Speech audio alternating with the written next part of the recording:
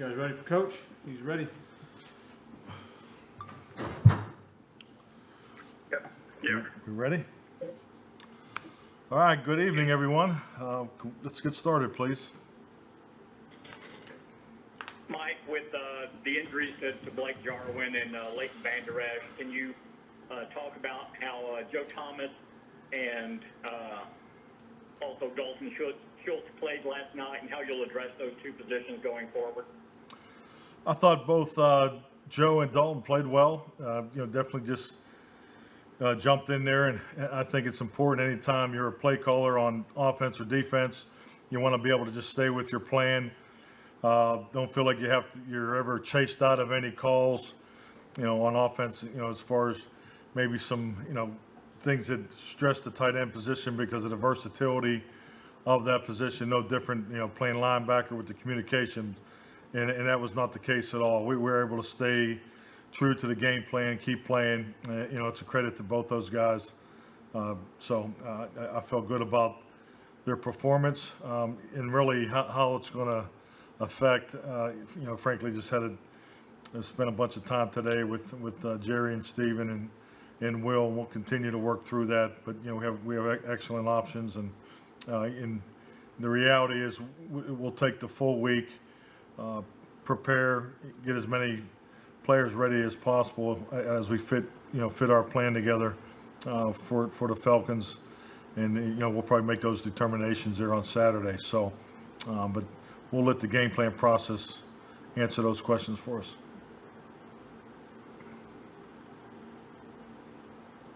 So you won't need to add any players to the roster. I'm sorry, can you say that again? Do you anticipate adding anybody to the roster to fill those positions?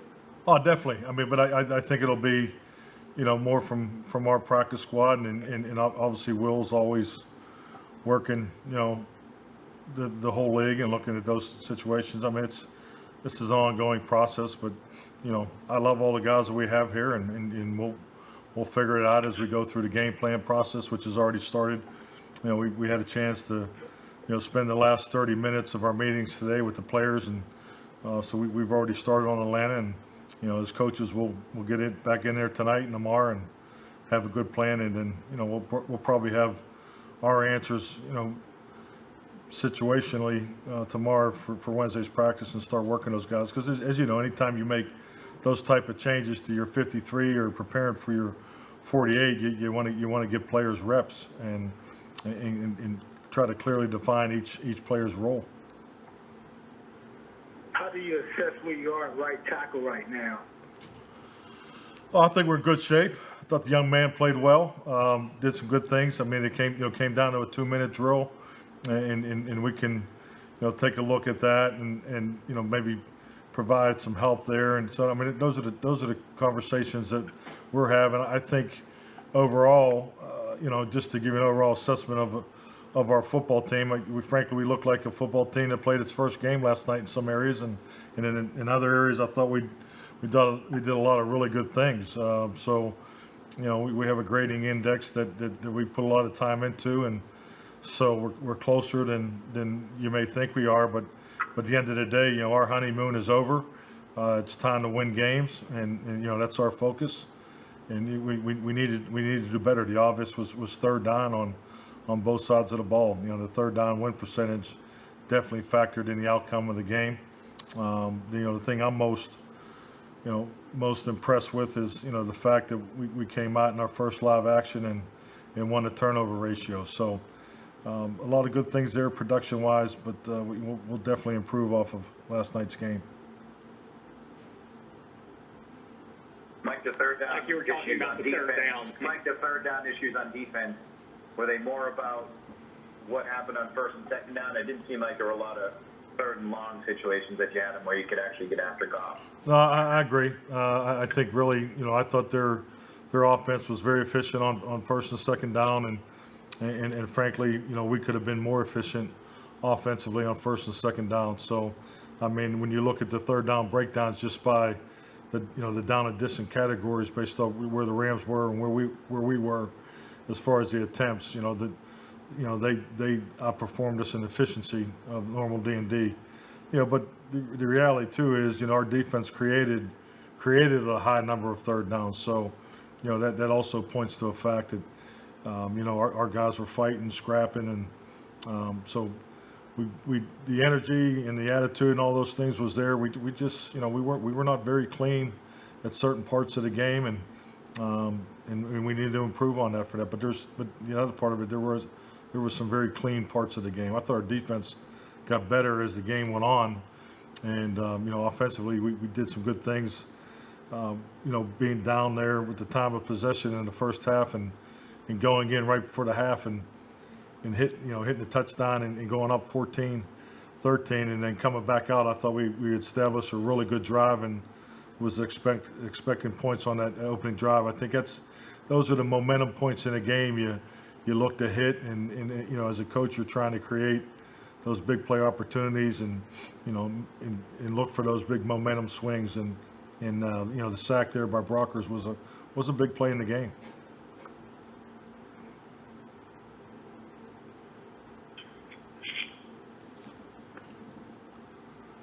Mike, there was a lot of talk over the summer about how you would use Ezekiel Elliott in this offense. He was effective in the rushing and receiving game last night. Can you talk a little bit about what you saw from him and why you think he was so effective? I mean, Zeke is an excellent football player. I can't say that enough. Obviously, his natural running skill is top notch. But the thing I'm so impressed with, and these are the things you don't ever get to see as a coach until you have the opportunity to work directly with players. I mean, he's a very intelligent, very instinctive player. He had a number of really good instinct plays in pass protection. Had a couple saves in pass protection. So sees the game very well. The communication and the adjustments on the sideline was excellent. He's an energy source for our guys pre-game, during the game. So very impressed with him just after our first game together. Was CD Lamb kind of like an example of he's a rookie, and also what could be with him when you see his talent? CD Lamb is, I mean, definitely he had his first game, and I think like all of us, there's some parts of the game where we may not have been playing as fast as we possibly can, and really our operation could be a little faster in certain parts too. So there's definitely points in the game we looked like a team that was playing their first football game.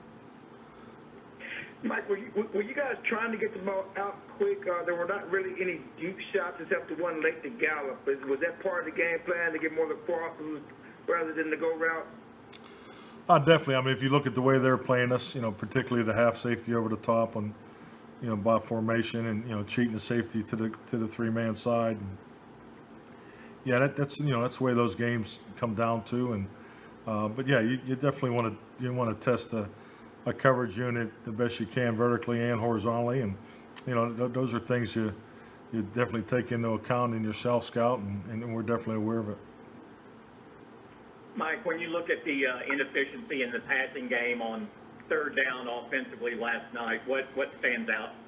Well, I think first is the down and distance that we're operating in, and then B, I mean, you have to, everything always starts with protection. I mean, you have to, keep your quarterback from not being under duress, and so you look at that, and you look at the routes, and are we given favorable concepts versus the coverage, and leverage, route depth was, once again, I think one of the biggest correction components of last night's game is, and I think it's just a product of not playing any games, live football together, is our timing wasn't where it needed to be, and when you see timing issues through pretty much every position, I mean, you can see it in route running where the depths aren't quite as aren't what they should be. You see it in double team blocks where one guy may come off sooner than he should.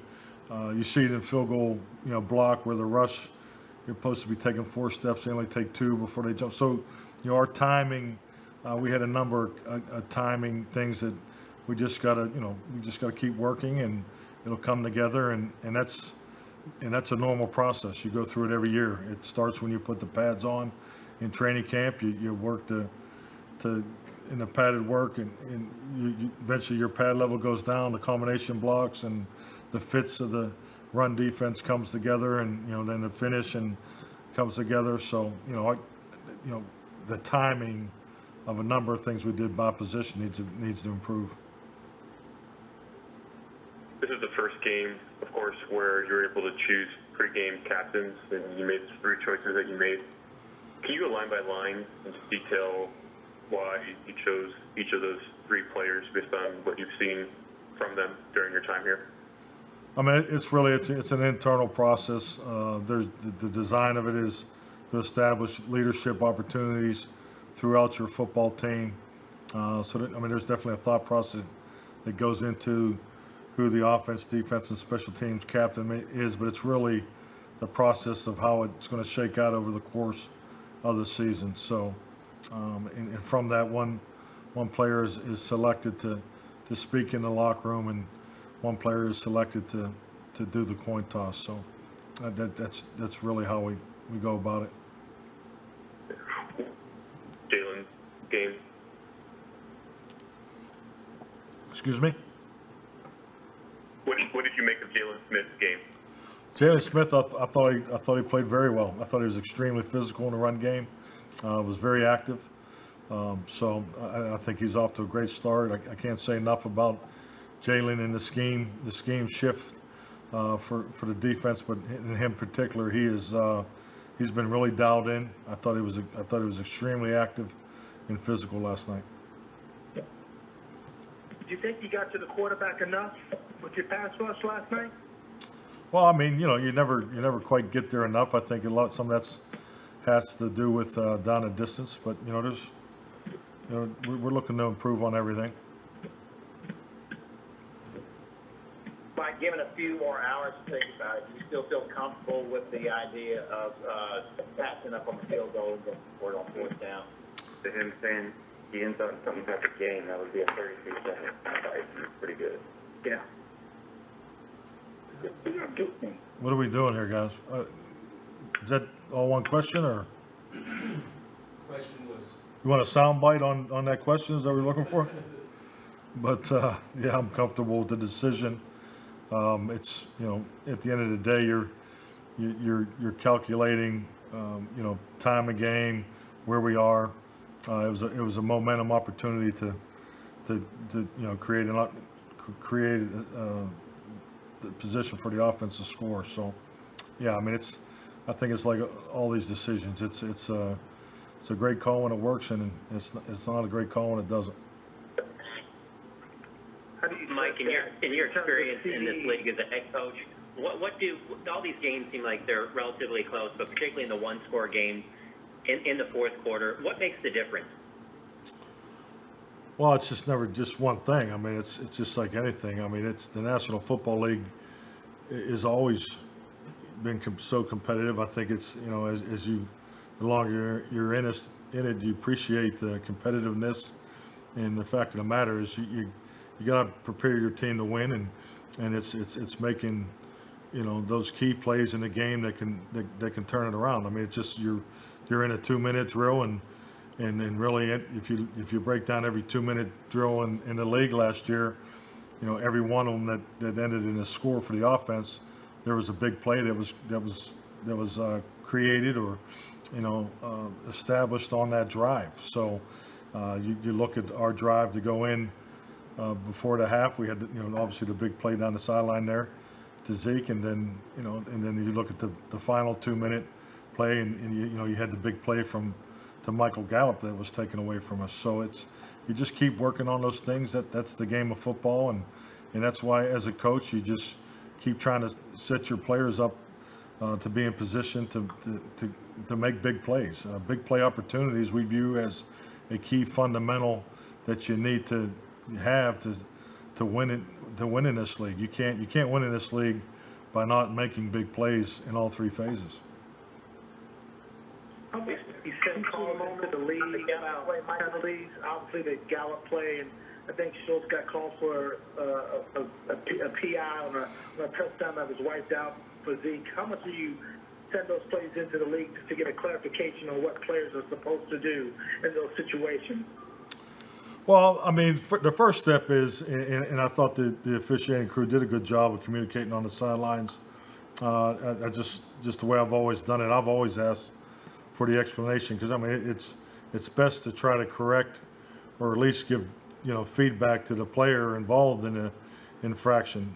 So obviously you're trying to prevent it from happening again in the game. So I thought the feedback throughout the game was good on the Dalton's particular call was a good call. He was blocking too early on the screen. So I mean that the feedback that I was given during the game definitely held up when I watched the video. Now, I mean, the Michael Gallup call, I mean, it's just made me sick when I watched the TV copy.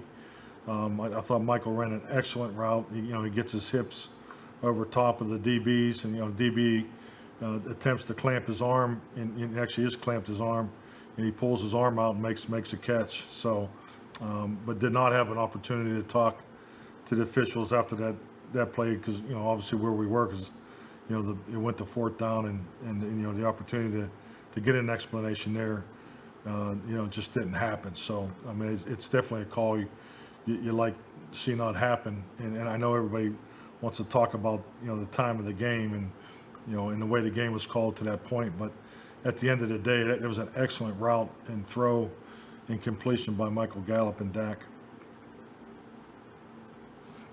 Mike, you had several conversations going into the season about social justice issues and where you stood as a team and the country right now, things going on. How did you feel you handled that last night and Don Torrey Poe's decision to kneel during the anthem? I think our team overall has been very consistent in the approach and the conversation, and I think it was evident. We're going to continue to support our players, and we've said that from day one, and we'll continue to do that. Mike, had y'all practiced that goal line package with Antoine leading, and what went into the decision to bring him over to help on offense for that play? I mean, we just do the things we feel that puts our guys in the best position to be successful. I mean, it's he brings some excitement and juice to it, so that part of it's fun, but it's a sound football play utilizing the personnel to get it done. So obviously it's 1-for-1 right now, but he's a good fit there. Mike, back on the fourth down decision that you made, did you actually make the decision based on that third down play?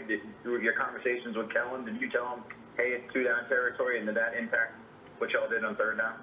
I mean, it's common to talk throughout a series, whether you're in 4-down territory or not. But yeah, that's something that goes on throughout the game.